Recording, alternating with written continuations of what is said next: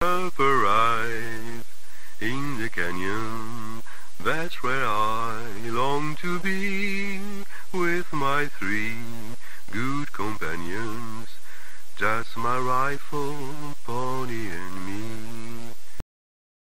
Bonjour à tous et à toutes, ou bonsoir, ça dépend bien évidemment de l'heure à laquelle vous allez découvrir cette émission. Aujourd'hui, pour la deuxième fois, je vais discuter à nouveau avec Thierry Jousse et je suis vraiment très content. En plus, on va parler d'une thématique qui nous sensibilise, et lui et moi, et ça je le sais. Donc d'abord, bonjour Thierry, comment allez-vous? Bonjour Samir, bah écoutez, ça va bien, je suis ravi aussi de renouer le dialogue avec vous sur ces années 90. Voilà, les années 90. Alors moi, les années 90, j'avais à peu près la vingtaine et c'est vraiment une période qui, comme je vous l'expliquais par mail, une période qui compte beaucoup pour moi. Enfin, sur le tard, j'ai compris que c'était une période importante pour moi et j'avais envie d'en parler avec vous parce que pour plusieurs raisons. Vous avez été rédacteur en chef des Cahiers du cinéma entre 89 et 96. Donc, vous avez vécu réellement au jour le jour cette période extrêmement importante. Donc vous avez été témoin, vous avez écrit là-dessus, que ce soit sur le cinéma français, mais aussi sur d'autres éruptions d'autres cinématographiques comme le cinéma asiatique ou les transformations du cinéma américain. Enfin, il y a plein de choses à dire. Et la deuxième raison, c'est qu'en 2003, édité chez Cahiers du cinéma, vous avez sorti ça. Pendant les travaux, le cinéma reste ouvert. Je trouve que c'est un titre fascinant avec une très belle préface d'Olivia Assayas. Et avec, donc, c'est un recueil de textes. Et comme dit Olivia Assayas dans la préface, c'était le bon moment pour publier ces papiers, pour qu'on puisse vraiment comprendre ce qu'ont été ces années 90. Et puis surtout de parler de l'image. Et vous en parlez beaucoup de l'image dans les papiers que vous avez écrits dans les années 90 et qu'on retrouve ici. Et il y a une résonance incroyable avec ce qu'on vit aujourd'hui. Mais incroyable. Et puis surtout, il se passe un truc dans les années 90 qui est, enfin, vous l'avez écrit, c'est qu'il y a ce qu'on appelle les téléréalités qui arrivent. Et ça, c'est un moment juste passionnant. Et d'ailleurs, il y a un papier là-dessus sur Love Story. La première question que j'aimerais vous poser, elle est très très simple. Aujourd'hui, en 2021, quand quelqu'un comme moi qui arrive et qui vous demande est-ce qu'on peut dialoguer sur ces années 90, aujourd'hui en 2021, qu'est-ce que vous en gardez de cette période-là? On va beaucoup parler de cinéma français, mais on pourra aussi faire des digressions sur le cinéma mondial, ça, il n'y a aucun souci. Mais avec le recul, qu'est-ce que vous en pensez de cette période? C'est une période, comme on dit, charnière. C'est une période que rétrospectivement, je trouve vraiment passionnante. Enfin, je dis rétrospectivement, je la trouvais passionnante aussi au moment où on la vivait. J'étais pas tout seul, bien sûr, y compris au Cahier du cinéma. Il y avait toute une équipe qui était autour de moi, qui travaillait.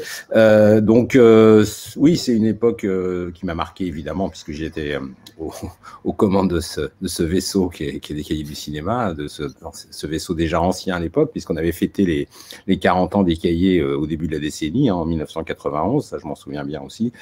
Et ce que j'en garde, beaucoup de choses, parce que c'est difficile à résumer. Vous les avez d'ailleurs un peu citées, certaines d'entre elles, hein, l'émergence du cinéma, d'un nouveau cinéma asiatique, notamment taïwanais, qui a été quand même quelque chose d'important. Enfin, Xiaoxian, Tsai Ming-liang, Edward Yang, qui ont fait qui étaient dans leur meilleure partie de carrière, je crois, à ce moment-là. Je garde aussi, de fait, une évolution du cinéma américain très passionnante avec des nouveaux auteurs et effectivement beaucoup de mutations technologico-corporelles, on pourrait dire, qui ont traversé le cinéma américain de cette époque, et puis des émergences comme celle des frères Cohen, de Gus Van Sant, par exemple, et d'autres. Dans le cinéma français, c'est l'émergence aussi d'une génération d'auteurs qui a, pour certains d'entre elles, commencé à apparaître, disons, dans la deuxième moitié des années 80, mais qui a vraiment complètement éclaté dans les années 90. On en reparlera, évidemment. Bon, après, il y a pas mal d'événements sur lesquels on pourra revenir, peut-être la mort de Serge Danet en 92, qui a été quand même un choc pour nous, pour beaucoup de gens à l'époque, et qui en même temps est un événement qui correspond à peut-être la fin des années 80, quoi, si on la revoit rétrospectivement. Enfin, c'est difficile d'instrumentaliser ou d'interpréter la disparition de quelqu'un, surtout aussi jeune, parce que il était quand même très jeune, Serge Danet, quand il a disparu. Donc bon, ça c'est un moment. On pourrait aussi dire, par exemple, cette collection devenue maintenant un peu mythique, qui est celle de tous les garçons et les filles de leur âge, initiée donc par Chantal Poupeau et Pierre Chevalier pour Arte, été, et qui a été aussi un moment important à la fois dans le rapport cinéma-télé et puis dans la perspective pour un certain nombre de jeunes cinéastes français, enfin de jeunes ou plus ou moins jeunes d'ailleurs, enfin certains très jeunes, d'autres moins, de faire à un moment donné le point sur leur jeunesse, mais aussi sur ce qu'était le cinéma des années 90 finalement, quoi. Bon, voilà quelques éléments. Moi, je pourrais dire aussi, pour moi, Lost Highway de David Lynch, qui a été aussi un moment fondateur du milieu des années 90. Voilà, il y a beaucoup de choses. C'est une décennie, en fait, rétrospectivement très riche. Et ce qui m'amuse aussi, c'est que on le voit, parce qu'on n'était pas encore dans les années 2000, il n'y avait pas encore eu le 11 septembre et ainsi de suite, même si ce sont des événements extra-cinématographiques. Moi, j'ai écrit aussi là-dessus, d'ailleurs, dans ce recueil, puisque ça va jusqu'au début des années 2000. Et en fait, c'est perçu peut-être, à tort ou à raison, aujourd'hui, comme une sorte de dernier âge d'or, quoi. Je ne sais pas comment dire, il y a quelque chose de ça. Alors après, je ne sais pas si c'est le mythe qu'on construit a posteriori, il y a toujours un peu de ça.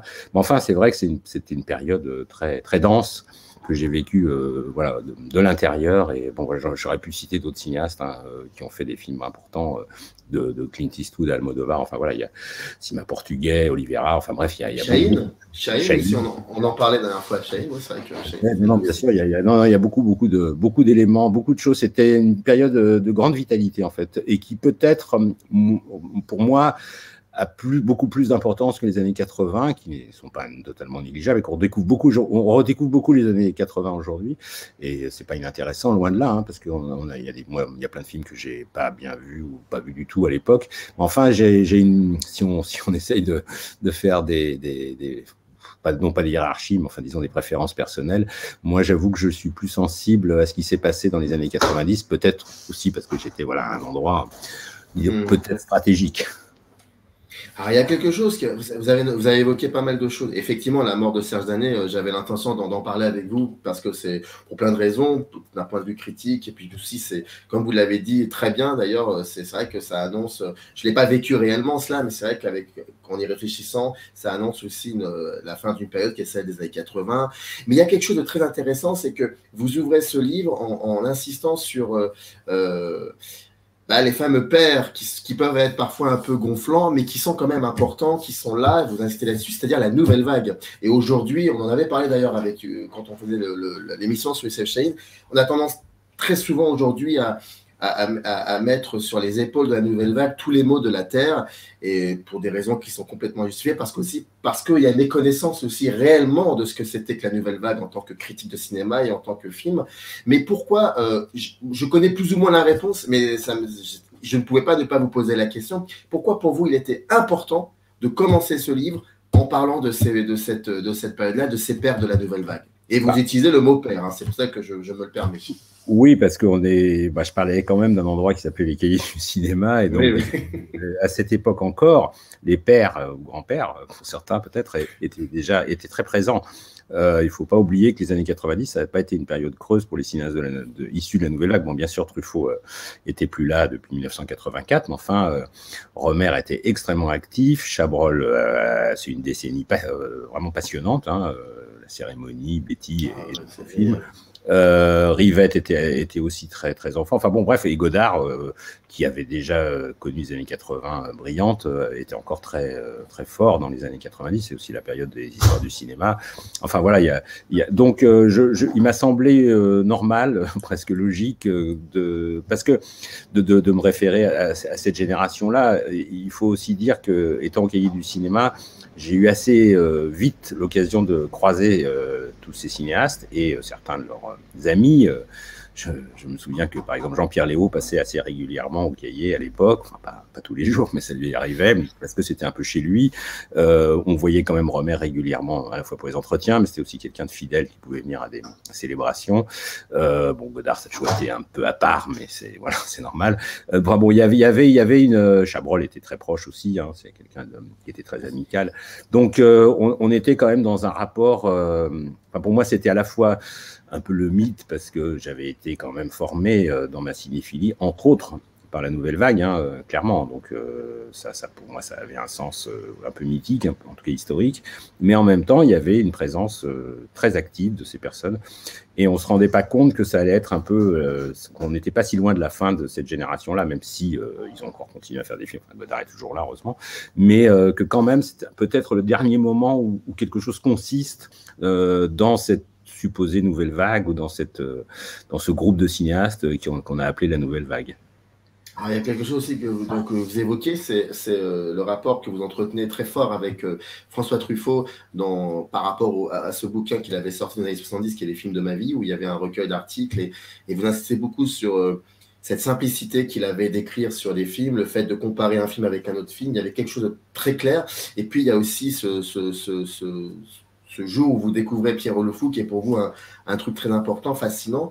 Et par rapport à François Truffaut, par rapport à sa conception de la critique, est-ce que quand vous avez commencé à travailler au Cahier dans les années 80, et puis ensuite vous avez dirigé cette revue dans les années 90, est-ce que cette simplicité, pas ce simple, mais cette simplicité de pouvoir comparer des images, est-ce que pour vous, il y avait eu un moment où elle avait été un peu perdue aux notions par rapport à la critique? Elle a été perdue ou elle a un peu disparu dans les années 70, surtout en particulier au Cahier, puisqu'il y a eu la période Mao, une période très politique, même après la période Mao, qui était assez loin de l'esprit de Truffaut. D'ailleurs, Truffaut avait un rapport très, très lointain au Cahier à cette époque. Bon, il a été renoué justement à la fin des années 70 par Serge Danet et Serge Toubiana lors d'un très grand entretien qui avait été publié, je crois, au début des années 80 ou peut-être fin 70.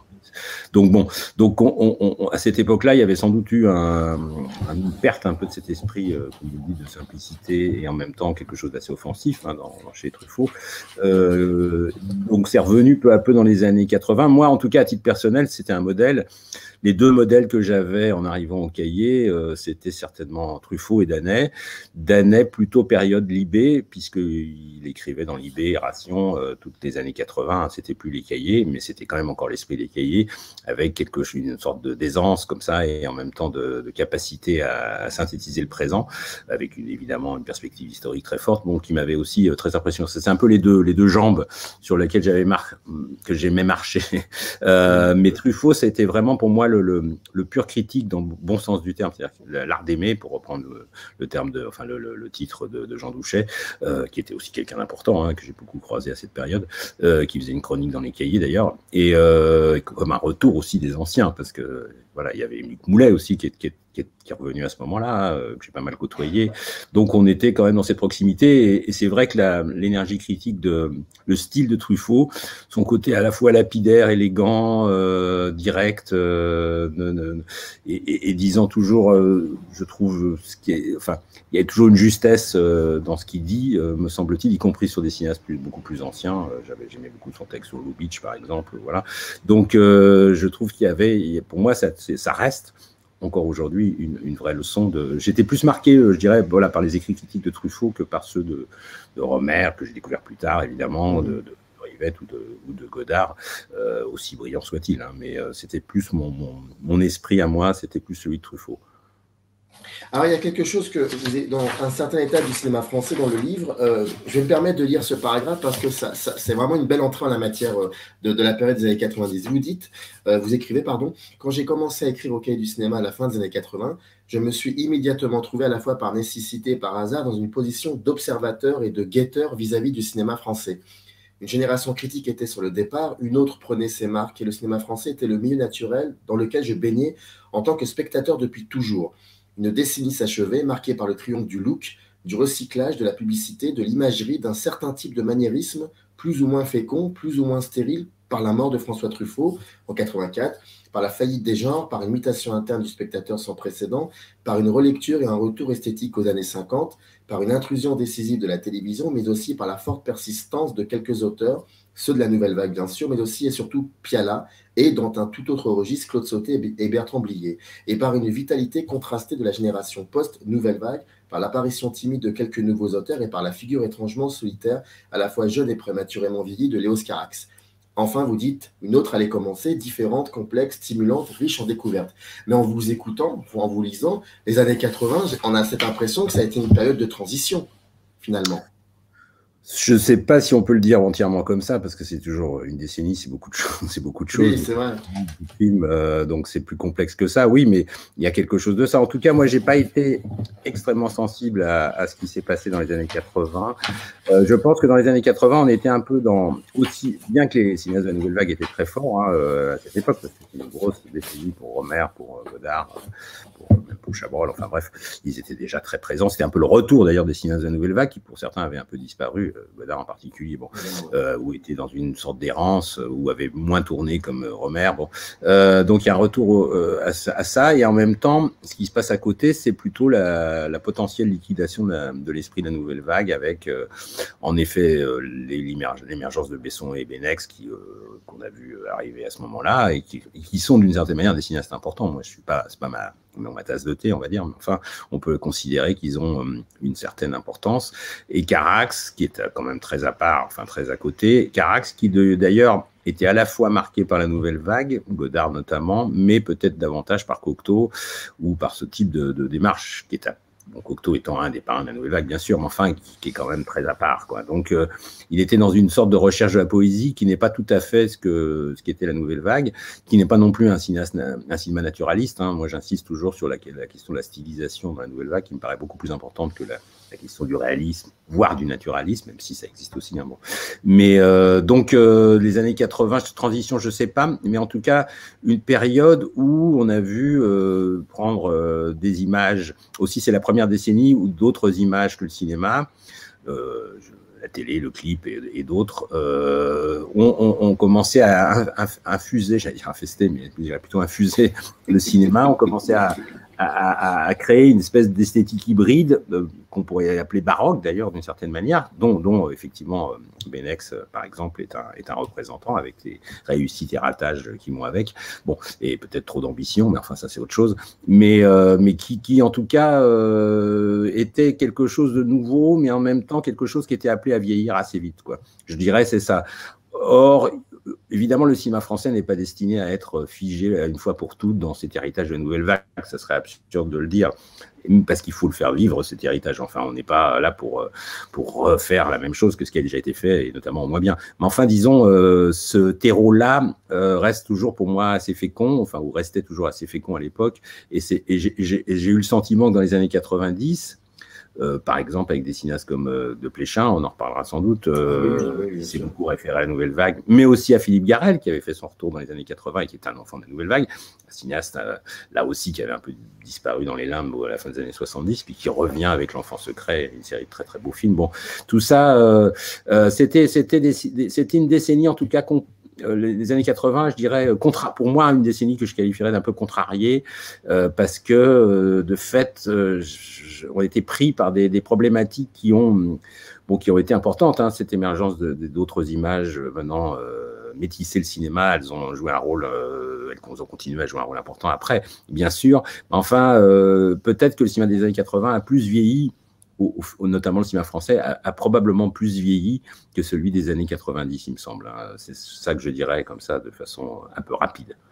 Est-ce que le cinéma français des années 80 était, pour la plupart, hein, je ne dis pas tous, hein, était plus dans une espèce de phénomène de mode? C'est ce qui fait que, comme n'importe quelle mode, à un moment ça passe, ça revient, et qui fait que beaucoup de films ont considérablement vieilli. Est-ce qu'il y a cette idée-là?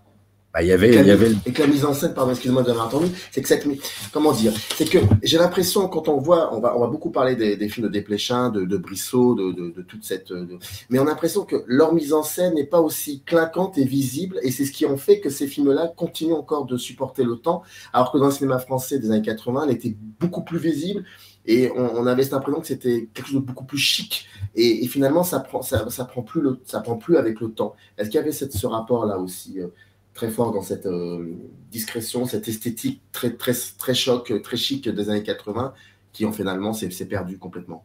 Il y avait une forme de culte de l'image, quoi, on pourrait dire, presque. Tout d'un coup, l'image était quasi divinisée, alors qu'au fond, le cinéma, ça n'est pas que l'image, quoi. Enfin, quand on parle d'image, j'en parle en effet dans ce livre, hein, mais quand on parle d'image, d'abord on parle pas que de cinéma, et puis le cinéma, ça n'est pas que ça.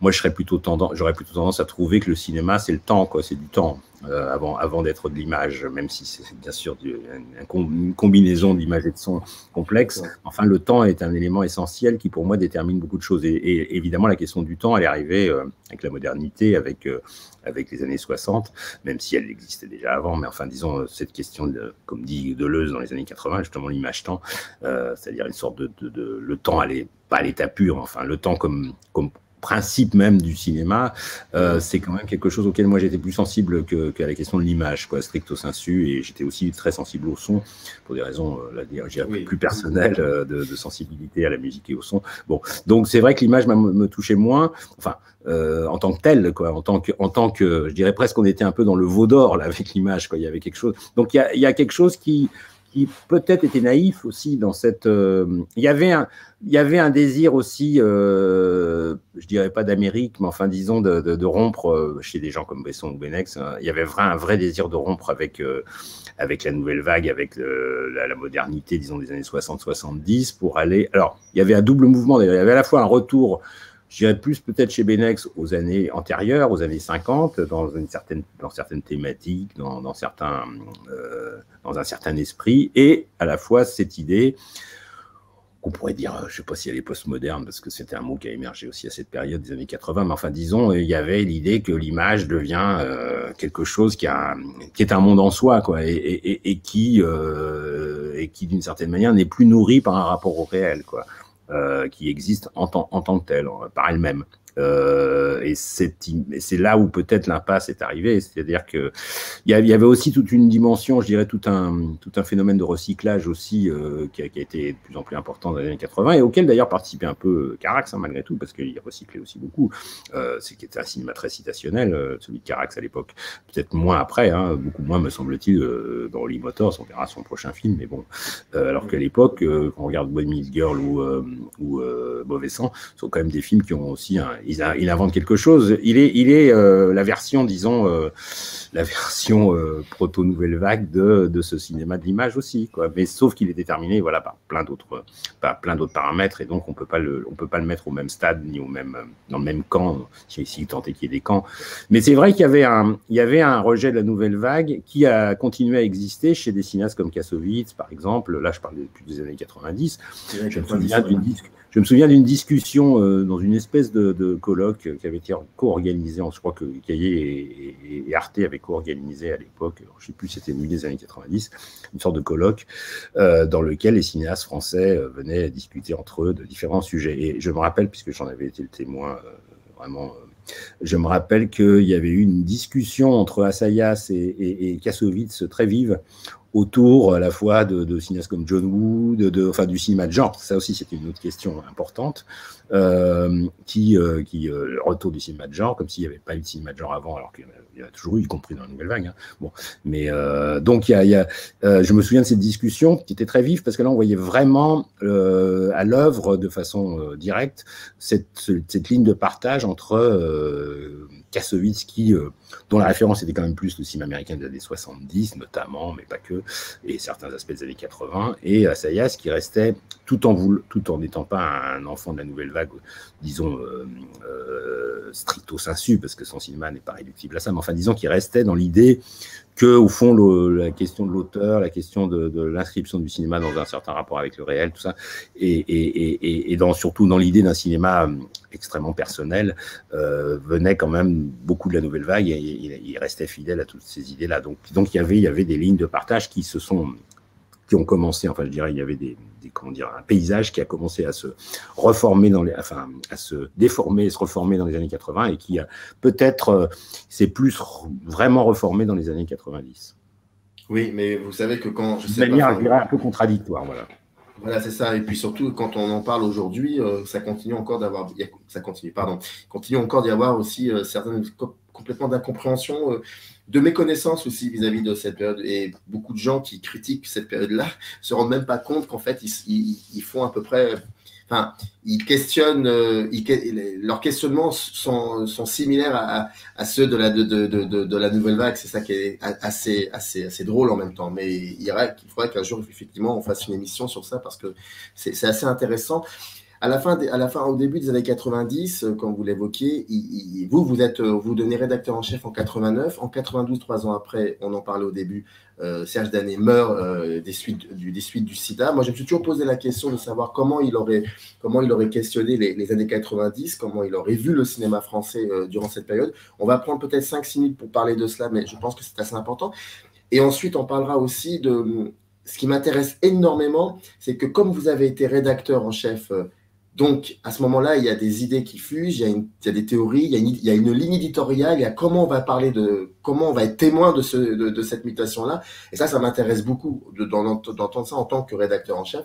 Mais avant cela, peut-être par rapport à Danet, et vous avez invité, j'avais entendu ça dans une de ses émissions dans les années 80, quand vous aviez rejoint les Cahiers du cinéma, donc il y avait vraiment quelque chose qui était très fort pour lui, de voir un peu comment ça allait se passer.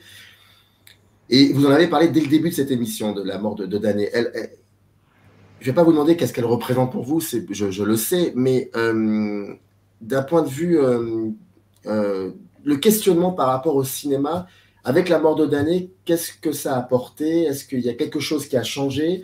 Est-ce que c'est dur ce que je vais dire, mais est-ce que Danet parlait beaucoup de la mort du cinéma? Et parfois, on ne comprenait pas trop ce qu'il voulait en dire. Est-ce que quand on voit ce qui s'est passé dans les années 90 au niveau du cinéma mondial et encore le cinéma français, on trouve qu'il y a eu une espèce de vitalité extraordinaire. Et en gros, cette mort qui arrive au début des années 90, je trouve ça juste très compliqué de comprendre qu'il arrive à ce moment-là, alors qu'il allait se passer quelque chose d'encore peut-être plus fort que les années 80. J'ai du mal à m'exprimer, mais en gros, j'ai envie de dire un truc très con, très bête, mais c'est con, quoi. C'est con. Parce qu'il allait se passer quelque chose dans les années 90 qui ont été juste incroyables, et vous l'avez dit. Donc voilà, c'est pas forcément une question, c'est un état des lieux. Oui, je pourrais commencer par peut-être à titre personnel. Je disais que quand je suis arrivé au Cahier, j'admirais Danet, je lisais dans l'IB très régulièrement. Je me souviens d'admirer ses articles à Cannes sur Sous le soleil de Satan. Je me souviens parce qu'il écrivait quand même à chaud. Hein. Donc il y avait, c'était plus qu'un brio, c'était plus encore une fois une capacité à toucher à ce qui faisait nouveauté dans un film ou à ce qui était accroché au moment où il apparaissait, qui était assez forte. Ce qui trouve, moi j'ai rencontré Danet relativement vite. Je suis entré au Cahier en 88. Mais je l'ai rencontré relativement vite parce qu'il se trouve qu'à l'époque, d'abord, il habitait à côté des Cahiers, donc c'était pratique. Et il venait assez régulièrement, on le voyait assez régulièrement. Donc, il y a une relation qui s'est nouée comme ça, de façon un peu naturelle. Ensuite, effectivement, il m'a invité 2 fois dans son émission Microfilm pour parler de mon livre sur Cassavetes, mais aussi pour parler de nouvelles formules des Cahiers fin 89. Donc, là, j'étais pas tout seul d'ailleurs, avec Frédéric Strauss et Colette Mazabra. Donc, il y a eu une proximité. J'ai eu pas mal de conversations avec lui. Jusqu'à ça, enfin en tout cas jusqu'à quelques mois avant sa mort, on se voyait de temps en temps. C'était quelqu'un avec qui j'avais un rapport c'était pas un père non plus parce qu'il se comportait pas comme ça, plutôt un grand frère quoi, je dirais. Alors avec en même temps c'était Serge Danet, mais Serge Danet, bon, c'est aussi quelqu'un avec qui on allait boire un coup, avec qui on parlait de façon très naturelle. Puis il était quand même dans cette filiation avec les Cahiers, il incarnait aussi les Cahiers évidemment. Alors après, la question, c'est que comme il est tombé malade et qu'il l'a su, je pense que ça a surdéterminé son rapport au cinéma et son rapport à la fin du cinéma ou à la mort du cinéma de manière encore plus nette. C'est vrai que ce thème avait beaucoup émergé dans les années 80, pas seulement par Danet, mais aussi par Wenders, par Godard, pour une part. Danet en avait aussi, en effet, fait. Mais Danet, c'était plus compliqué parce qu'au fond, oui, je pense qu'il y avait une conscience de la mort de quelque chose qui était pour lui un certain rapport au cinéma, plus que le cinéma lui-même. Hein. Mais ça s'est accentué avec la maladie, avec les dernières années, avec Trafic, qui a apparu au début des années 91, je crois. Hein. Il y avait quelque chose quand même d'un peu funèbre, une sorte de bilan comme ça qui se faisait jusqu'à cette conférence au Jeu de Paume, jusqu'à évidemment l'émission avec Régis Debray, Océanique, cet entretien qui a eu un impact au-delà des cinéphiles, hein, réellement, parce qu'il y avait chez Danet aussi une pensée à l'époque qui était une pensée qui n'était plus qui n'était pas seulement une pensée du cinéma, mais qui était une pensée des images plus globale et une pensée presque du monde, on pourrait dire, y compris à travers la guerre du Golfe, hein, qui est au tout début des années 90 et qui est un moment de réflexion sur l'image assez intense. On l'avait même fait réécrire de temps en temps, notamment sur les événements aussi de la révolution roumaine, fin des années 80, là aussi, qui avait la chute de Ceausescu, qui avait donné lieu au premier direct live, comme on dit, de l'histoire peut-être de la télé autour de ces événements-là, ce qui aujourd'hui est devenu une banalité absolue. Hein, les chaînes d'infos continuent, bref, bon, on connaît ça par cœur. Donc voilà, donc c'est un rapport assez complexe avec Danet, à la fois amical, fraternel et en même temps parfois contradictoire, puisque lui, par exemple, il avait un rapport pas très positif avec la génération du Nouvel Hollywood. Hein. Il n'était pas très De Palma, pas très Scorsese, un peu plus Coppola. Je me rappelle avoir une discussion sur Coppola, sur De Palma à propos de Outrage, Casualties of War là, de Palma, qui est sorti au début des années 90 et qui est un film qu'on avait vraiment aimé au cahier et que lui n'aimait pas. Enfin, on était dans ce rapport de discussion. Il avait fait un texte sur Bertolucci, sur Matteo Sahara pour marquer sa déception alors qu'on l'avait un peu défendu avant. Bon, il y avait ce dialogue complexe et passionnant, mais avec voilà cette note quand même de un peu plus funèbre. Et puis bon, il est mort donc en juin, enfin fin mai, je crois, 92. C'était juste après Cannes, je m'en souviens. Et on savait qu'il était très malade de toute façon. Donc ça n'a pas été une totale surprise, mais ça a été quand même un choc. Il y a une forme de stupeur quand même qui s'est installée, enfin qui nous a saisis, quoi. Quand je dis nous collectifs de plusieurs générations d'ailleurs, des cahiers, ça a été quand même un événement. D'ailleurs, beaucoup de gens ont écrit dans le numéro hommage qu'on a fait dans la foulée à ce moment-là. Bon, toutes les générations des cahiers, des cinéastes, y compris Chahine d'ailleurs, des gens du monde entier. Enfin, bon, voilà, il y avait quand même un impact. C'était pas peut-être pas l'anglois, mais enfin, il y avait quelque chose un peu de cet ordre-là. Et après, pour moi, les années 90, c'est une des choses des années 90, c'est le dépassement des années 80. Donc, le dépassement de la mort du cinéma, l'après-mort du cinéma, et le dépassement, je dirais aussi, de tout ce qui était maniérisme, recyclage, dont je parlais tout à l'heure, de culte de l'image, dont on parlait avant. En effet, qu'est-ce que Danet en aurait dit? C'est très difficile de savoir. Il est probable qu'il aurait été à la fois passionné par ce qui s'y passait.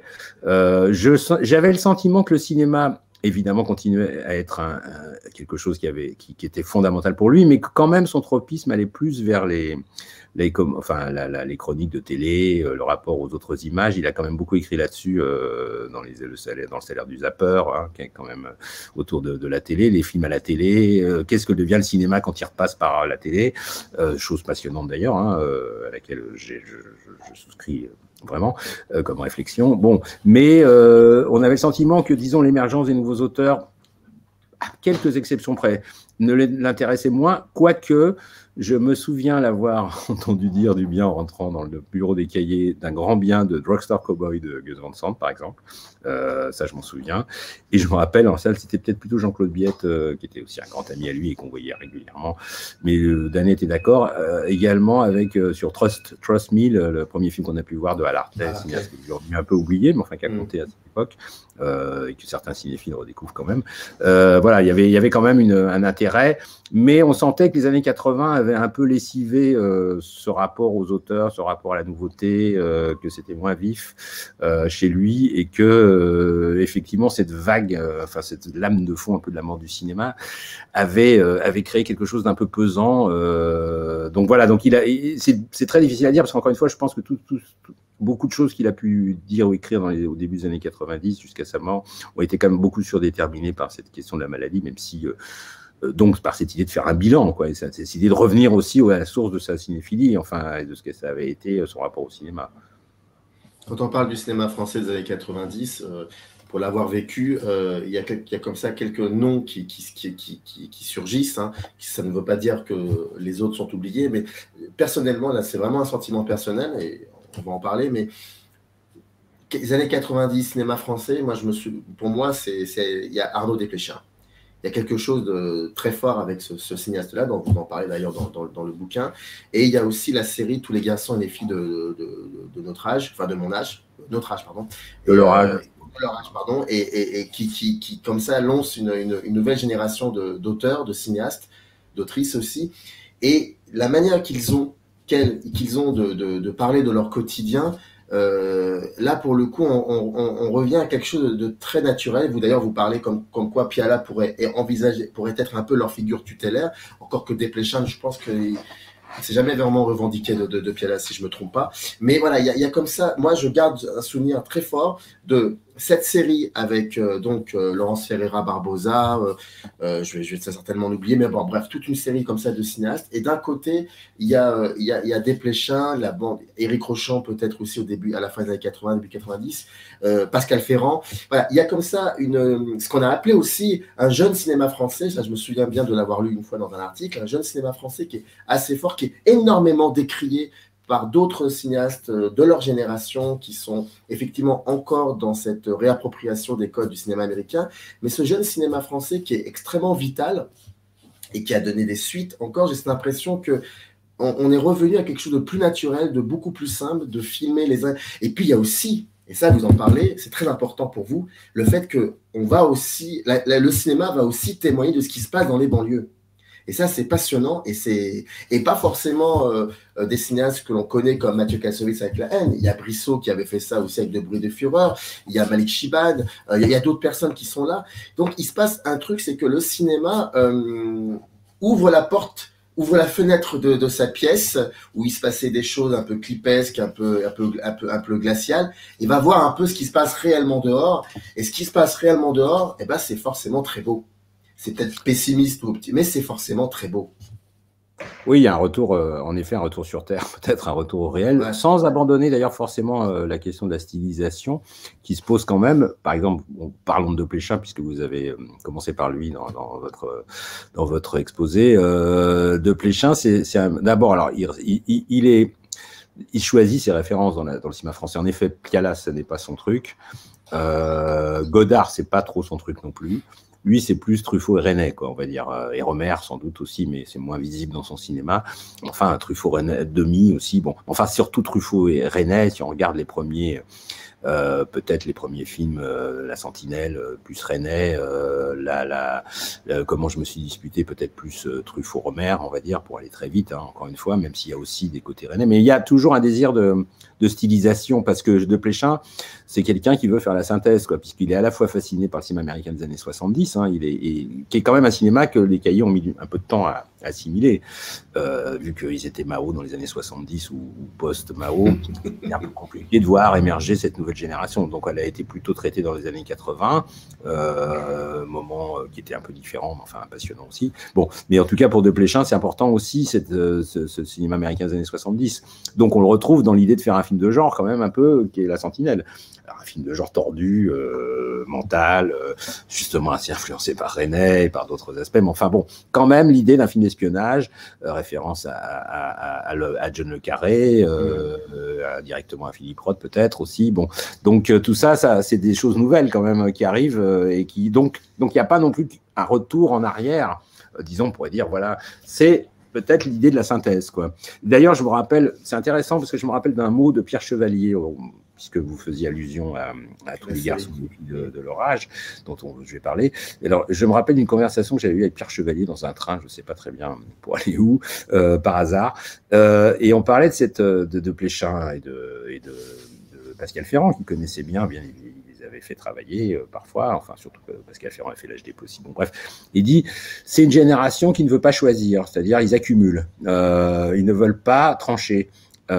Et ça m'avait paru très juste parce qu'au fond, c'est comme ça que le cinéma de Desplechin se construit, par accumulation, par stratification comme ça. Et c'est pour ça qu'il y a une espèce de prolifération aussi chez lui. C'est pas quelqu'un qui va dans la clarté, quoi, qui va dans les purs. C'est quelqu'un au contraire il est presque baroque, on pourrait dire de ce côté-là. En tout cas, il y a cette idée, et en effet, c'est le cinéma de la synthèse, enfin de la synthèse impossible, mais d'une forme de synthèse entre, voilà, ces amours cinématographiques qui seraient à la fois le cinéma des Américains des années 70, mais aussi Sidney Lumet, par exemple, hein, je pense, qui a compté pour Rochant et Desplechin, par exemple, hein, qui n'était pas un cinéaste très dans l'air du temps à l'époque, il faut bien le reconnaître, il est plus aujourd'hui, enfin plus reconnu aujourd'hui.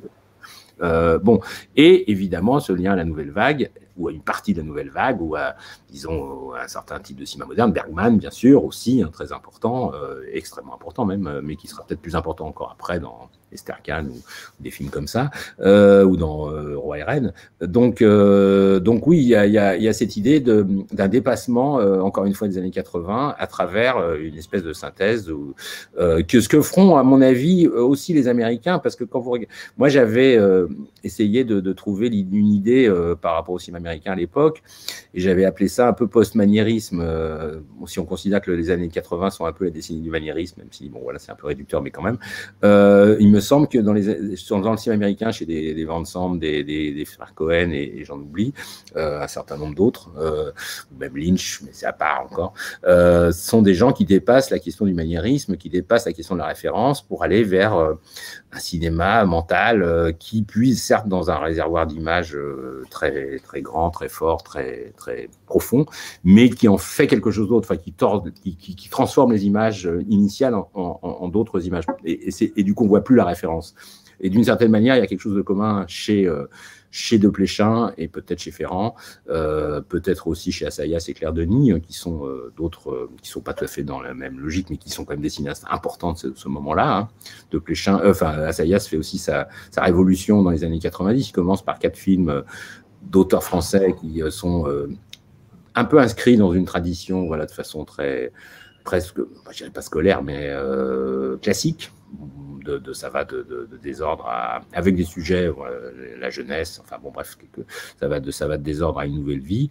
Et puis à partir de L'eau froide, qui est justement un résultat de la série Les garçons et les filles, il change. Enfin, on sent qu'il va vers autre chose, vers un cinéma plus âpre, plus stylisé, moins ancré dans cette tradition du cinéma français. Là aussi, peut-être la tentative d'une synthèse entre cinéma asiatique avec Irma Vep, qui est un film pour moi central des années 90, parce que là, on voit bien que tout se mélange entre la référence c'est du Assayas, c'est presque de l'autobiographie Assayas, avec le cinéma asiatique via Maggie Chang, Fantomas, une espèce de tradition cinéma de genre, mais très particulière à la France, l'underground, l'avant-garde, enfin tout ça mélangé dans un film qui est en même temps très nouvelle vague dans l'esprit. Avec la figure de Jean-Pierre Léaud aussi, qui est très important. De Jean-Pierre Léaud, de Bulogier aussi qui apparaît dans le film, oui, avec des pères ou des grands frères là aussi. Donc bon, tout ça, ça fait. Donc on sent un désir de dépassement.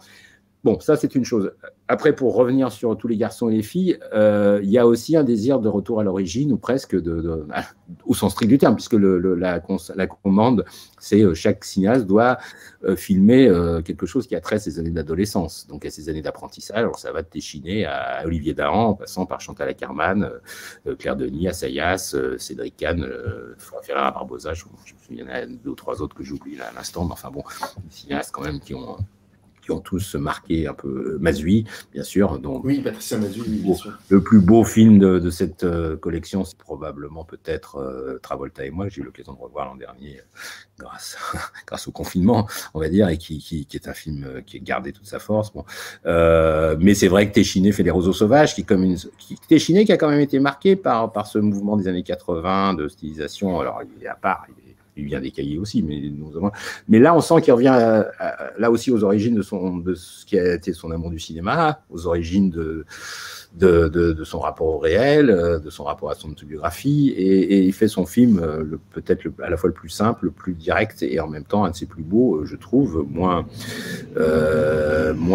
comment dire, qui va moins dans cette espèce de construction scénaristique complexe qui était souvent de ces marques de fabrique, et c'est vrai que oui, c'est un moment important, parce que c'est comme une espèce de décapage du cinéma français à ce moment-là, et c'est surtout aussi un moment très important parce que c'est quand même à la télé que ça se passe. Il ne faut pas oublier quand même que les rapports entre le cinéma et la télé en France, c'est pas du tout la même chose qu'en Angleterre ou dans la plupart des pays, ou en Suède, où je dis ça parce que Bergman a fait beaucoup de films pour la télé, par exemple. Bon, en France, c'est pas du tout la tradition. La télé française, au RTF, on va dire, dans son histoire, est très coupée du cinéma. Elle produit ses propres objets, pour le meilleur et pour le pire. Hein. Enfin, ça n'a rien à voir avec le cinéma. Il n'y a pas de pont. Tout d'un coup, il y a, grâce à Pierre Chevalier, en effet, dans ces années 90 sur Arte, il y a un pont qui se fait, et qui va se faire d'ailleurs avec d'autres collections que Tous les garçons et les filles. Enfin, c'est celle-là la plus marquante, on va dire, qui se fait entre le jeune cinéma français, enfin, un certain rapport au cinéma français, et la télévision. Donc, tout d'un coup, la télévision permet de revenir, parce que c'est la série B aussi, presque,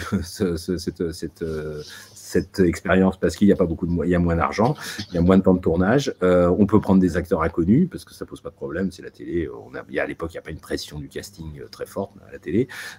Donc tout ça fait que ça permet aux cinéastes d'aller à l'essentiel, quoi, au fond, et effectivement de revenir sans doute à un esprit initial de la nouvelle vague, sans d'ailleurs pour autant en être voilà, la copie conforme, mais avec des paramètres qui sont les leurs. Et d'ailleurs, on voit bien qu'il y a des différences aussi d'esthétique. Hein. Olivier Dahan, lui, il n'est pas dans la même esthétique que Téchiné, hein, clairement. C'est le bout de la chaîne, les deux bouts de la chaîne.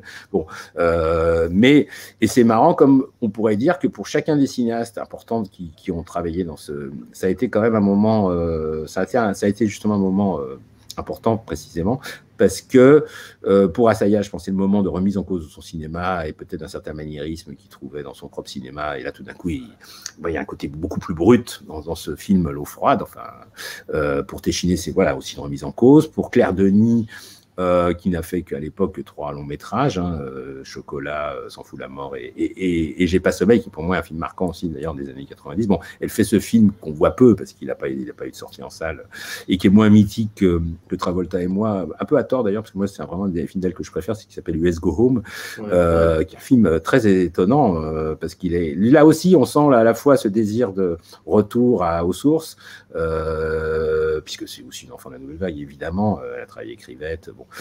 Mais avec aussi ce désir d'aller vers quelque chose sur la vie, des choses vers la vie qui sont à la fois de l'ordre de l'invisible, enfin et puis en même temps du cinéma de genre ou d'un truc très brut. Enfin, je sais pas, il y a quelque chose, une énergie qui est. Donc cette énergie-là de cette série, elle a été très importante parce qu'elle a irradié, je dirais, un peu ce moment du milieu des années 90 comme ce moment où on fait le point et on revient d'une certaine manière aux sources pour mieux redémarrer, quoi, ou pour mieux poursuivre. Il y a comme ça des similitudes avec ce qu'ont fait certains grands producteurs cinéphiles américains dans les années 20, dans les années 30, qui avaient une identité très simple et beaucoup de cinéastes se venaient greffer comme ça. Donc pour comprendre un petit peu les richesses de ce cinéma français de cette époque-là, à mon avis, cette série est très importante à étudier. J'ai cette impression, parce que comme vous l'évoquiez, il y a vraiment plusieurs extrémités entre Dahan et Téchiné et Mazui, et cette série est assez importante. À côté de cela, il y a aussi, on parlait d'ailleurs avec J'ai pas sommeil de Claire Denis, il y a aussi dans les années 90, j'ai cette impression qu'on commence, comme vous le disiez dans le livre, à regarder un petit peu ce qui se passe aussi dans ces banlieues, mais aussi à filmer l'autre avec un 1 majuscule. Et de comprendre un petit peu, parce qu'on a tendance à ne pas les voir souvent les autres dans le cinéma français, et là on les voit de plus en plus, et ça commence, et c'est ce qui fait qu'aujourd'hui c'est devenu, je pense, une évidence. Mais dans les années 90, c'était pas si évident que ça, parce que parfois il y avait certains personnages français d'origine qui dans les années 80 avaient des rôles toujours, je vais un peu synthétiser grossièrement, mais on va dire très souvent, les Maghrébins étaient soit des drogués ou soit ils étaient homosexuels. Je pense beaucoup à Téchiné, par exemple, ce qui n'est pas une tare, bien évidemment, je ne veux pas dire ça comme ça. Mais voilà, ils avaient toujours des rôles assez particuliers et on ne les voyait pas autrement. Et j'ai cette impression que dans les années 90, il se passe quelque chose. Déjà, eux-mêmes, dans les banlieues, on commence à se filmer aussi, on commence à comprendre ce que c'est que le rapport à l'image et que l'image appartient à tout le monde, point barre. Et puis surtout, ils commencent à exister. Ça commence à exister. Ça commence à raconter aussi des histoires, leurs histoires. Et on comprend que leurs histoires, elles sont extrêmement françaises, même si elles sont là depuis que 40, 50 ans, mais elles sont très françaises. Il y a quelque chose on sent une ouverture. Oui, très juste. Hein. C'est marrant parce que c'est aussi le moment, d'une certaine manière, de l'émergence du rap français. Hein, avec IAM, NTM en particulier, qui sont un peu les deux groupes phares. L'un banlieusard parisien et l'autre marseillais. Bon, donc il y a ça, et ça va de pair en effet avec une prise en main d'une certaine manière des moyens de production d'un certain nombre de gens.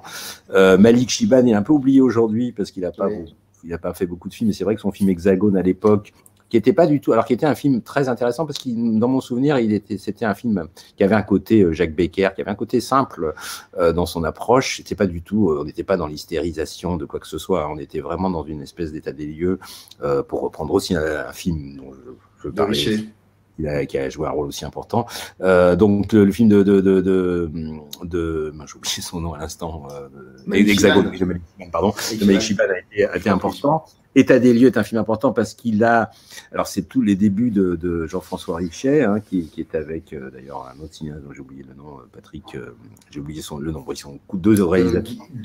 Oh là là, oui, mais on va retrouver. On va le retrouver, mais bon, c'est un moment de, alors il y a à la fois une dimension politique dans ce film et en même temps, enfin je dirais la dimension politique à la fois dans le propos mais aussi dans la manière de faire ce film qui est un film très bricolé avec les moyens du bord, fait à la maison presque, comme une anticipation de ce que, là aussi, de ce qui va se passer dans le cinéma plus tard. Donc oui, et puis il y a La haine malgré tout dont on ne peut pas parler parce que c'est un film qui marque un peu les esprits à ce moment-là. Alors lui qui est plus dans cette idée qu'il faut rivaliser avec le cinéma américain et qu'on n'est plus du côté de Spike Lee ou de Scorsese, en tout cas dans ce fantasme-là, dans cette idée-là. Mais c'est un film qui est critiquable, hein, à un certain nombre de niveaux, parce qu'il est aussi pas sans clichés, sans doute avec des simplifications diverses. Cela dit, moi je continue à penser que c'est un film important de la période, parce qu'il a permis quand même à quelque chose d'émerger, à ces figures qui sont ce qu'elles sont, hein, qui sont discutables à un certain nombre de niveaux, mais elle a quand même permis une sensibilisation à ces questions-là. Moi j'avais écrit en effet un texte à l'époque, au milieu des années 90, qui s'appelait, je crois, Le banlieue film existe-t-il, qui essayait de faire le point un peu là-dessus, et qui essayait de voir un peu ce qui se passait, quoi. C'était pas dans l'idée, disons, on va dire purement sociologique, même s'il y en a un petit peu de sociologie là-dedans, mais c'était dans l'idée qu'on sort, voilà, qu'est-ce qui se passe du côté de la banlieue, banlieue étant un terme un peu générique qui veut tout et rien dire à la fois, mais enfin, on sait de quoi on parle à l'époque, en tout cas, peut-être aujourd'hui, j'en parle pas le même terme, mais enfin, bref, c'est comme ça. Et c'est pas du tout un cinéma, d'ailleurs, identitaire, hein, je dirais, ou quoi que ce soit de cet ordre-là. C'est un cinéma qui veut intervenir, quoi, qui veut être là, qui veut intervenir dans le réel, qui veut, avec des désirs contradictoires. Encore une fois, je pense qu'au fond, Richet a le même désir de cinéma que Kassovitz, hein, à l'époque, puisque au fond, Richet, ce qu'il veut faire, c'est plutôt des films de genre. Donc, il n'est pas tout à fait... D'ailleurs, ça va commencer avec Ma cité va craquer d'une certaine manière, et ça va se poursuivre surtout après dans des films plus commerciaux, qui personnellement m'intéressent moins. Mais enfin, bon, peu importe, c'est pas l'objet, là, disons, de ce dont on parle. Oui, c'est-à-dire qu'il y a aussi une volonté de sortir de ce dont vous parliez, hein, c'est-à-dire de sortir du typage. Parce que le cinéma français a été aussi très gangréné par un certain typage des polars français des années 80. On n'en a pas parlé tout à l'heure, mais c'est aussi important, hein, la balance, tout ça. Bon, tous les polars français des années 80, il y en a un paquet. Et là, on sent que le genre est épuisé, quoi. Et avec, ça produit des typages. Il y a la question de Piala qui est complexe parce que, vous voyez, là, dans Police, film du milieu des années 80. Ah oui, c'est incroyable ce film. Pas confortable, hein, à quelque niveau que ce soit. Hein, et oui, je suis d'accord. Piala, c'est toujours, parfois, ses limites. Bon, enfin, ses limites, ça dépend de quel point de vue on se place. En tout cas, c'est pas simple. Oui, vous parlez de l'altérité, oui, c'est ça, c'est un peu ce dont j'ai parlé de ça aussi, oui, dans plusieurs textes, effectivement, de cette période. J'ai fait un film qui s'appelait Bêtises et Mémoire, où j'essayais de montrer que le cinéma français était peu métissé, à tous les niveaux, hein. Donc, oui, c'est des questions qui émergent vraiment à cette période et qui ont un sens assez fort parce que ça devient à la fois des objets d'actualité, hein, on parle beaucoup de ça dans les médias à l'époque, c'est aussi le moment où la télé commence à jouer un rôle, enfin la télé, toutes les images, la télé et etc., je dirais, parce que c'est pas que la télé au fond, c'est tout ce qui va être l'environnement d'image dans lequel on est aujourd'hui, mais qui est juste encore en train d'émerger à l'époque. Donc tout ça va jouer un rôle important dans la manière de construire. Enfin, il y a une volonté de construire une autre image que celle qu'on a dans les médias ou dans un certain cinéma français. Et c'est vrai, c'est particulièrement vrai, en effet, pour moi, chez Richet ou chez Shiban, Malik Shiban, parce que c'est des démarches qui vont vraiment politiquement dans ce sens-là, quoi. Et politiquement et cinématographiquement, ça va de pair d'ailleurs dans ce sens-là. Mais est-ce que tout cela, toute cette entreprise, je reste encore sur cette espèce de vouloir créer des images autres que ce que l'on avait subi dans les années 70 aussi et 80. Est-ce que cette magnifique ouverture des fenêtres, se montrer que des gens existent et que d'autres types de gens existent aussi, est-ce qu'il y a eu des répercussions sur le cinéma français d'aujourd'hui? Parce que, alors, pardonnez-moi, je vous pose une question et je vous interromps, mais parce que quand on voit des films aujourd'hui qui effectivement, la caméra est plantée très souvent dans des films, dans des endroits géographiques toujours aussi importants et complexes, mais aussi dans des endroits où on voit des origines, des communautés. Parfois, on croit que les choses ont changé et qu'elles sont positives, mais finalement, on a cette impression que ça a régressé sur certains aspects dans la manière de questionner le cinéma, j'entends bien. Est-ce que donc, ce qui s'est passé dans les années 90, est-ce qu'il y a eu des répercussions importantes, fondamentales, et ça a donné une autre vision, une autre façon de voir avec le recul, comment vous voyez ça? Ouais, je suis pas tout à fait sûr que ça ait eu essaimé de façon aussi forte que ça, même si on peut dire qu'un film comme Les Misérables de Lajli aurait sans doute pas pu émerger sans ce qui s'était passé 20 ans plus tôt. Bon, enfin ça on peut toujours le dire a posteriori, ça mange pas de pain, je dirais. Donc je sais, mais je saurais pas dire de manière certaine si Lajli est vraiment un héritier des uns ou des autres. J'en sais trop rien. Il me semble que ce cinéma-là est devenu peut-être un peu plus simpliste au fond qu'il l'était à l'époque. Il s'est aussi plus imposé d'une certaine manière, parce qu'un film comme Les Misérables a quand même un impact que n'avait pas, alors qu'il y avait peut-être eu La Haine à l'époque, mais enfin en tout cas qu'il n'y avait pas les petits films entre guillemets dont je parlais avant. Ou Premier Richet, donc on sent bien que disons le combat est gagné. Enfin, oui et non. Un certain combat est gagné, c'est-à-dire qu'il n'y a plus besoin de batailler. J'ai l'impression qu'il y a moins besoin de batailler pour faire un film comme Les Misérables, même si ça reste d'artisanat curieux quand même un peu à la base. Mais bon, il y avait tout comment ça s'appelle je cherche le nom du collectif dont est issu Lajli. Contre-Ajmé qui a aussi préparé quand même beaucoup de terrain. Et donc, j'ai l'impression quand même que c'est plutôt La Haine qui a gagné, si je puis dire, dans le mauvais sens ou dans le bon sens du terme. Non, mais c'est plutôt l'héritage du film de Kassovitz qui me semble avoir fructifié. C'est-à-dire le côté film de genre, la police, tout ça. Bon, il me semble que c'est plus cette dimension-là et que on n'a peut-être pas vu assez de films qui relèveraient davantage d'une vision, je dirais, plus approfondie. Alors peut-être s'il y a quand même un cinéaste qui a eu cette vérité, enfin cette vertu-là, mais dans un registre très particulier qui est le sien. Alors, Philippe Faucon, qui est un cinéaste très à part, mais qui lui peut-être a hérité enfin il a à ce moment-là d'ailleurs dans les années 90, je me rappelle on l'a interviewé pour son premier film à l'époque, donc on est tout à fait, c'était quelqu'un avec qui on était en phase d'ailleurs, hein. Mais Philippe Faucon, oui, il incarne peut-être quelque chose d'à part et qui moi alors effectivement il n'est pas maghrébin lui-même, donc les questions d'appropriation culturelle se posera peut-être à un moment ou à l'autre, mais je crois pas, parce que d'abord il vit je crois qu'il est marié avec une maghrébine, et puis d'origine maghrébine en tout cas, et puis bon, moi je me pose pas forcément cette question-là en termes de légitimité, à partir du moment où le film correspond, me semble-t-il, si ce n'est à une image juste, comme on dit, mais en tout cas à quelque chose qui vient nourrir la réflexion sur ce sujet, ou propose quelque chose en tout cas qui fait évoluer la représentation. Donc je trouve Faucon, oui, peut-être est un de ceux qui a su, à sa manière assez modeste, comme ça, un peu à part, développer finalement quelque chose qui n'était pas justement ce que Kassovitz avait planté comme graine dans les années 90, quoi. Il est très très compliqué effectivement de parler de cette période en si peu de temps, et c'est pour ça qu'on va peut-être passer à côté de certaines choses, et j'en suis vraiment désolé. On a essayé au moins de comprendre un petit peu ce qu'étaient les années 80 et pourquoi les années 90 ont été une espèce de contre-champ à ça quand même, de comprendre un peu aussi comment était le cinéma français à cette époque-là. On a parlé de Serge Danet. On va quand même juste deux petites questions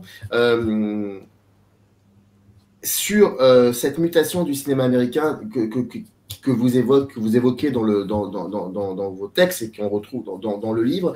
On a cette impression, mais vous en avez un petit peu parlé au début de l'émission, que ce cinéma américain, pour le coup, est moins référentiel, qu'il raconte ses propres histoires sans être effectivement dans une recherche de la mythologie, comme on a pu voir dans les années 80, voire un peu aussi dans les années 70. Il y a quelque chose de brut, d'épuré, comme si on n'est plus dans... Il n'y a plus de fioriture, on va directement à l'essentiel.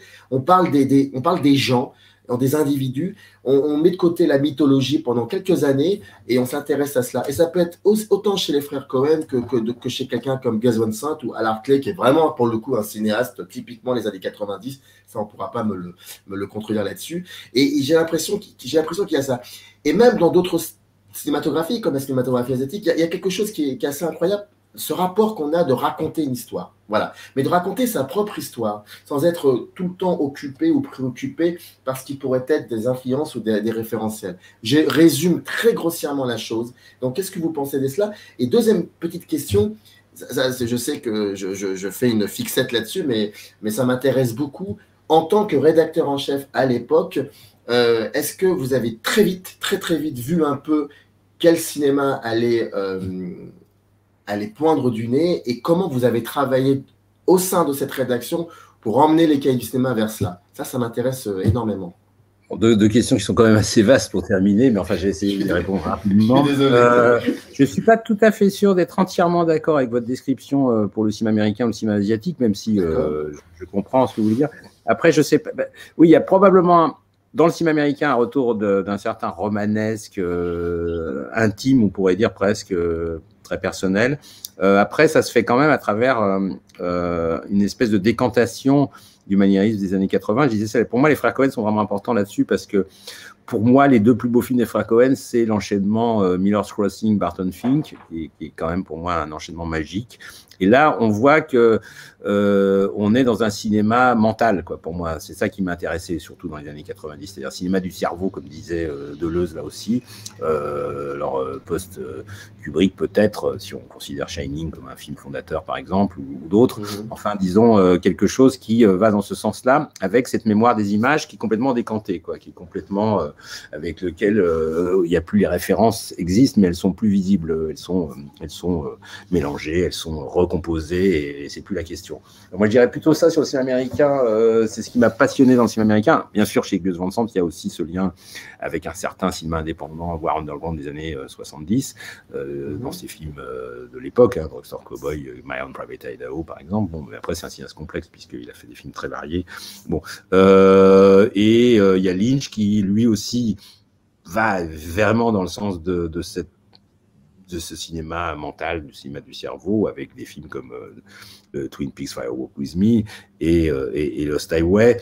Donc, je ne sais pas. Bon, évidemment, il y a bien d'autres choses dans le cinéma américain. Hein. Un film qui m'avait marqué aussi, c'est Natural Born Killers de Oliver Stone, dans un tout autre registre, parce que là, c'était l'atomisation un peu de la représentation, quelque chose qui était, en tout cas, moi, m'intéressait, même si ça me violentait, même si je n'étais pas entièrement d'accord. Enfin, il y avait quelque chose qui se jouait quand même à cet endroit-là. Donc, je ne sais pas si c'est vraiment un retour à la simplicité ou il y a sans doute ça chez certains, mais il y a aussi quand même, moi, ce qui m'a le plus intéressé en tout cas, c'est plus cette décantation mentale de ce qui a pu être du rapport au cinéma américain, quoi. Enfin, du rapport aux images passées et du rapport aux histoires aussi, qui deviennent de plus en plus des histoires qui ne sont pas justement des histoires strictement réalistes, quoi, mais qui sont ailleurs, dans un autre espace-temps. Chez les Asiatiques, c'est différent parce que, bon, là aussi, il faudrait. C'est intéressant parce que aussi à Ocean, si on prend que lui pour aller très vite, lui part d'un cinéma, on pourrait dire très nouvelle vague, hein, ses premiers films des années 80 sont des films assez simples, comme ça, de rapport à des groupes de jeunes gens, bon voilà, et ça démarre, et ça se décante dans les années 90, à partir de la fin des années 80, parce que là, on y va ailleurs, hein, dans des films comme Le Maître de marionnettes, par exemple, enfin, il y en a d'autres, plus tard Les Fleurs de Shanghai, début 2001, mais enfin, début 2000, mais qui est quand même un film encore de ce corpus-là, dont d'ailleurs, c'est des années 90 encore, Les Fleurs de Shanghai. 98, je crois. Oui. J'ai pensé à Millennium Mambo, qui pour moi clôt un peu la période. Tous ces films sont des films là aussi très mentaux, très très, d'un côté, on pourrait dire opiumane dans le cas des Fleurs de Shanghai, ou marqué par la musique électronique et d'autres types de drogues dans Millennium Mambo, ou par rapport à l'histoire très particulier dans Le Maître de Marionnette. Donc voilà, il y a ça aussi. Donc c'est plus ça, moi, que j'ai retenu de cette génération de cinéastes des années 90, américains ou asiatiques, c'est cette dimension d'aller vers un cinéma mental qui était pour moi assez neuf, quoi, me semble-t-il, et qui faisait pas abstraction de ce qui s'était passé avant, bien au contraire, mais qui en faisait quelque chose d'autre. Et pour la deuxième question, sur la question de comment a été vécue cette période, disons de manière un peu plus collective par la rédaction des cahiers et moi-même, moi j'avais l'idée que j'étais pas détenteur de tout le savoir sur le cinéma et que mes goûts n'étaient pas censés être les seuls critères pour faire une revue. Bon, ça me paraît assez normal et naturel. On était un groupe et donc dans ce groupe, il y avait des gens qui ont aimé des cinéastes auxquels moi j'étais honnêtement pas si sensible que ça.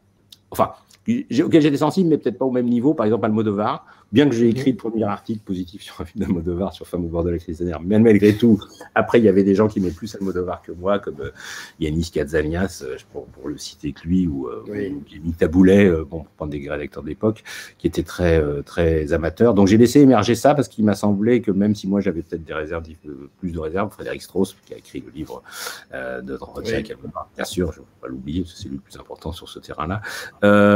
Donc, j'ai laissé faire, enfin, j'ai encouragé. C'est un peu la même chose sur Abel Ferrara, qui honnêtement n'était pas mon cinéaste favori de cette période, mais qui compte et dont je ne regrette pas que d'avoir laissé écrire Jean-François Roger, Camille Nevers ou je ne sais qui sur les films de Ferrara à l'époque. Donc ça voilà, j'avais cette idée quand même que collectivement on pouvait prendre le pouls du cinéma, qu'on pouvait dessiner la carte, un peu comme j'aime bien le dire, et donc ça pouvait pas passer que par moi. Et après, bon, il faut quand même qu'il y ait une ligne directrice. Donc, à un moment, voilà, il y a quelque chose quand même qui se détermine à partir de ce que moi j'essaye de. Mais ça se fait vraiment avec les autres, quoi, dans un échange permanent, avec des contradictions, parfois des engueulades, ce qui est normal. Mais voilà. Mais c'est aussi le moment où on commence à s'intéresser davantage à Woody Allen aussi, hein, par exemple, pour prendre un autre cinéaste qui avait déjà une carrière longue derrière lui, mais enfin qui a fait, disons, des films importants à cette période-là. Donc oui, tout ça a participé d'un renouveau, probablement du regard. On était à la fois des héritiers, on pourrait dire, parce que on est toujours un peu héritier de quelqu'un quand on arrive au cahier du cinéma, et en même temps, on avait probablement l'énergie, une espèce d'énergie d'aller ailleurs, quoi. Enfin, de pas s'en tenir qu'à être les héritiers des uns ou des autres, ou que ce soit de la Nouvelle Vague ou de ce qui avait suivi Danet ou Bergala ou Toubiana ou je ne sais qui. Bon. Donc, il y avait cette idée quand même que quelque chose, c'était à nous de remodeler, enfin remodeler, je sais pas, mais en tout cas de redessiner le paysage du moment, et j'espère qu'on a réussi à ça. En tout cas, visiblement, vu ce que je perçois aujourd'hui de la réaction que certains nombres de gens ont sur cette période-là, je me dis qu'on n'a pas dû complètement rater notre coup. Vous évoquiez un aspect fondamental dans le cinéma qui est le temps, et j'ai envie de vous dire merci, vous, Thierry Jousse, de m'avoir consacré du temps. On est à 1h07 d'entretien, et vraiment, je n'ai qu'à vous remercier, c'était passionnant, et bon, je sais qu'on n'a pas tout dit, je sais que peut-être on est passé sur des choses, mais au moins vous êtes là, et on a parlé donc de ce livre qui est encore disponible, je crois, j'ai vu quelques sites. J'espère. On peut encore se le procurer. Donc, ouais, en tout cas, par les cahiers, oui, on va pouvoir se le procurer. Si ce n'est pas en vente en librairie, on va pouvoir au moins le récupérer par les cahiers. Il y a quelques sites internet bien connus des fans de livres de cinéphilie où on peut encore trouver. C'est Pendant les travaux, le cinéma reste ouvert de Thierry Jousse. Ça a été édité en 2003 et ça parle en l'occurrence de ce rapport à l'image dans les années 90 et aussi 2000, 2001, 2002. Il y a quelques textes sur le 11 septembre. Il y a pas mal de choses comme ça. Ça va jusqu'au début des années 2000, en effet. Ouais. Voilà. Et donc, vous étiez là pour parler des années 90. Merci beaucoup, Thierry Jousse. Je pourrais dire juste, d'ailleurs, la période, c'est, si on dit les années 90, on pourrait dire de la chute du mur au 11 septembre, quoi. On va dire. La chute du mur au 11 septembre, c'est vraiment ça, cette période. C'est vraiment ça, la période traitée par ce livre et dont on a parlé aujourd'hui, quoi. Voilà, et avec deux images assez particulières et qui ont redessiné un peu le rapport que nous avions nous aussi avec ces images-là. Merci beaucoup Thierry Jousse, c'était un plaisir. J'espère à une prochaine fois sur une autre thématique en tout cas. En tout cas, c'était un plaisir pour moi aussi d'échanger sur cette période qui a été très importante pour moi, qui est le reste. Donc, merci de m'avoir donné l'occasion d'en reparler. Bah, je vous en prie. Très bonne journée à vous. Merci. Générique, c'est parti. Merci beaucoup Thierry. Merci. In the canyon, that's where I long to be, with my 3 good companions, just my rifle, pony, and